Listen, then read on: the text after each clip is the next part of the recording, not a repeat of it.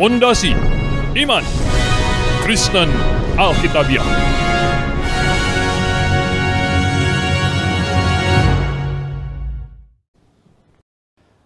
Pemirsa yang kami kasihi di dalam Yesus Kristus, hari ini saya ingin mengajak Anda sekalian untuk memikirkan hal yang sangat-sangat penting, yaitu tentang alasan mengapa kita percaya ada Allah pencipta langit dan bumi.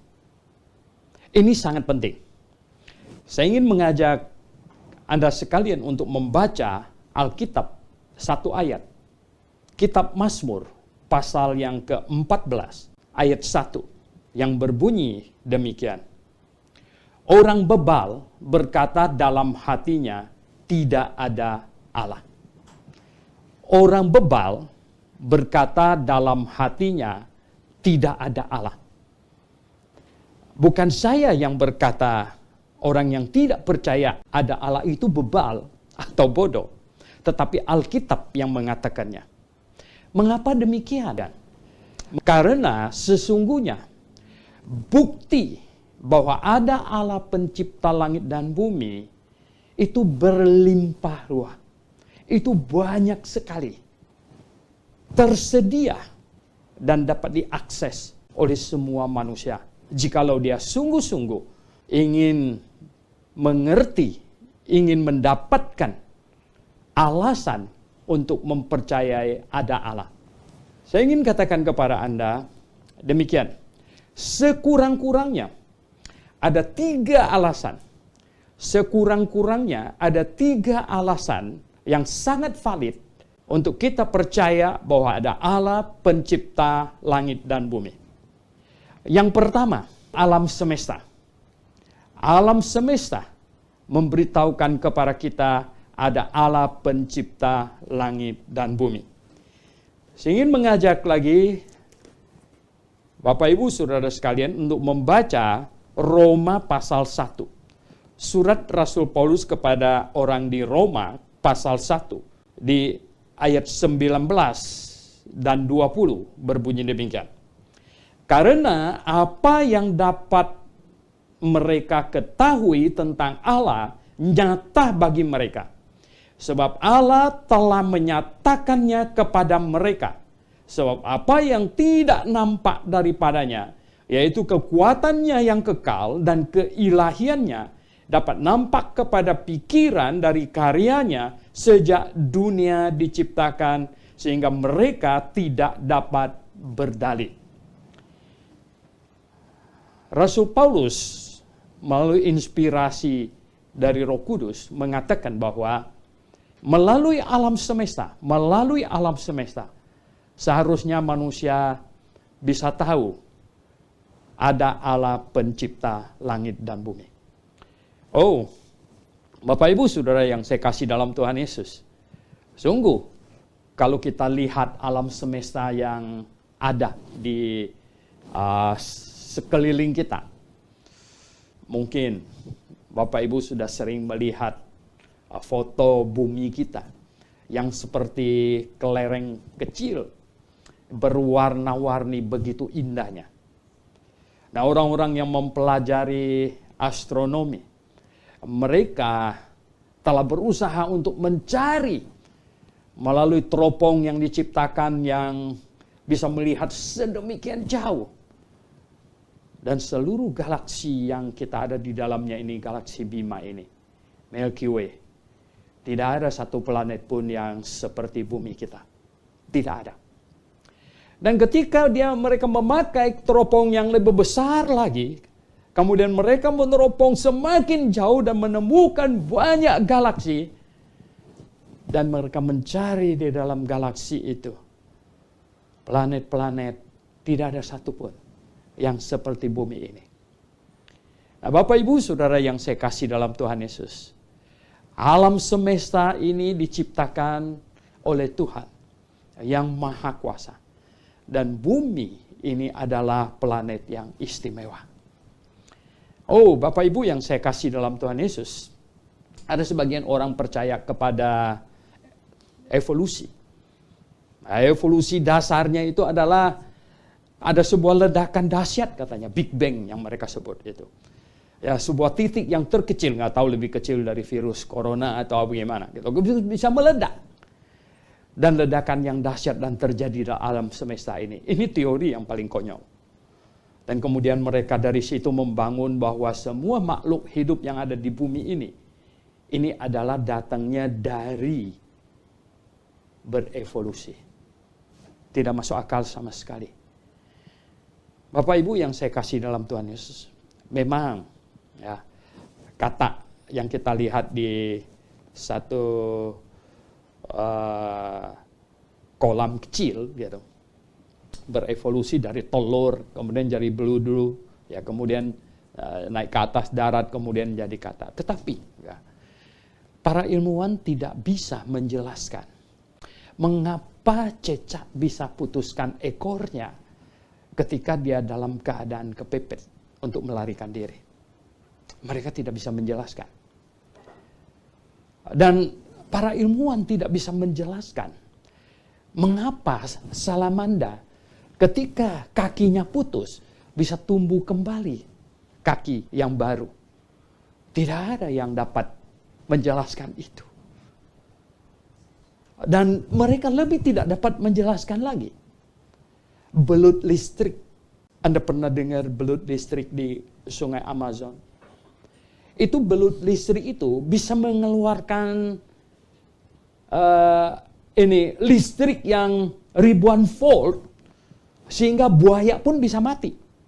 Buaya yang menggigitnya itu bisa mati. Bapak Ibu yang saya kasih dalam Tuhan Yesus, para ilmuwan juga tidak dapat menjelaskan bagaimana teori evolusi bisa difahami kelelawar memiliki sonar yang sedemikian rupa. Sehingga mereka bisa terbang di dalam gua yang gelap dan tidak saling tabrakan. Oh, ya. Tadi malam di National Geographic saya nonton tentang kunang-kunang. Ya. Itu kunang-kunang itu adalah binatang yang sangat ajaib. Ya. Dari perutnya mengeluarkan sinar. Anda bisa bayangkan. Ternyata itu ilmuwan yang menyelidiki, mereka hanya sampai mengetahui, wow, katanya apa? Sinar yang dikeluarkan oleh tiap kunang-kunang itu mempunyai kode, katanya. Mempunyai kode. Yang jantan berbeda dari yang betina. Loh, kok bisa begitu? Nah, saudara yang saya kasih dalam Tuhan Yesus. Alam semesta, tempat kita ada ini semuanya. Ini memberitahukan kepada kita ada penciptanya. Ada pencipta. Itulah sebabnya Rasul Paulus berkata, dari ciptaannya nampak kepada pikiran kita. Jadi nampak bukan pada mata kita, tapi nampak kepada pikiran kita. Artinya, orang yang bisa berpikir, berhikmat, melalui ciptaan yang begitu banyak, yang begitu ajaib itu, kita tahu persis ada Sang Pencipta, pribadi yang maha kuasa, yang layak menerima sembah sujud dari ciptaannya, kita manusia. Yang kedua, alasan yang kedua, kita percaya ada Sang Pencipta, adalah hati nurani kita, manusia. Bapak Ibu tahu mengapa manusia menyembah apa saja disembahnya? Dia sembah. Oh, manusia menyembah pohon yang besar karena saking kagumnya kenapa pohon ini begitu besar, menyembah pohon. Manusia menyembah batu yang begitu besar, saking kagumnya mengapa ada batu yang begitu besar. Tetapi lama-lama manusia sadar, oh ini batu jangan disembah. Tetapi iblis ingin manusia menyembah batu. Akhirnya batu itu diukir sehingga mempunyai mata, hidung, mulut dan lain sebagainya, tapi yang tidak bisa berbicara. Setelah manusia bosan menyembah batu, akhirnya manusia menyembah batu yang diukir. Setelah manusia bosan menyembah pohon, iblis suguhkan pohon yang sudah diukir. Tetapi semua itu menunjukkan bahwa manusia memang haus menyembah sesuatu. Mengapa? Jawabannya karena hati nurani manusia sebenarnya meyakini ada yang maha besar, yang layak menerima sembah sujud manusia. Oleh sebab itu manusia ingin menyembah sesuatu. Manusia ingin menyembah sesuatu yang lebih hebat dari dia. Manusia ingin menyembah sesuatu yang agung, yang mulia. Saudara yang saya kasih dalam Yesus Kristus, sepatutnya kita menyembah Sang Pencipta. Jangan menyembah ciptaan. Dengar baik-baik.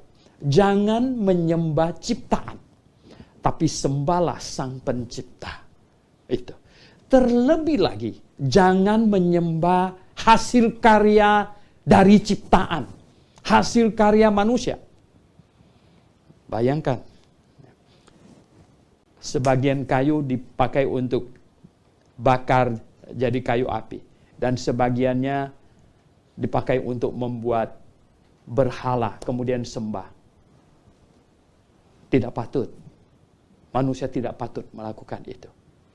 Karena Tuhan yang menciptakan kita berakal budi, memberikan kita akal budi, sehingga kita bisa berpikir kita perlu menyembah Pencipta, bukan menyembah ciptaan.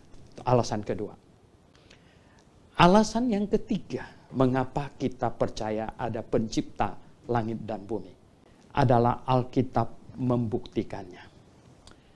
Bapak Ibu Saudara yang saya kasih dalam Tuhan Yesus Kristus, Alkitab yang ada di tangan kita menyatakan dirinya adalah firman Allah. Firman Allah. Artinya, kalau ada Allah yang menciptakan langit dan bumi, dia adalah pribadi, dia sanggup berbicara kepada kita. Dia sanggup menyampaikan sesuatu kepada kita. Dan di manakah firman-Nya? Alkitab adalah firman-Nya. Saudara yang saya kasih dalam Tuhan Yesus Kristus, Alkitab yang di tangan kita ini dibagi dua. Perjanjian lama, kemudian perjanjian baru.